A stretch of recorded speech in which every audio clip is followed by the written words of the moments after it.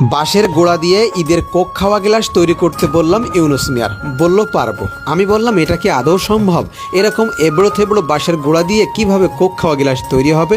সে আমাকে বলল, ভাই ঈদ উপলক্ষে এমন কোক খাওয়া গ্লাস আপনাকে তৈরি করে দেব যা এর আগে কখনো কেউ দেখিনি। আপনি শেষ পর্যন্ত দেখতে থাকুন।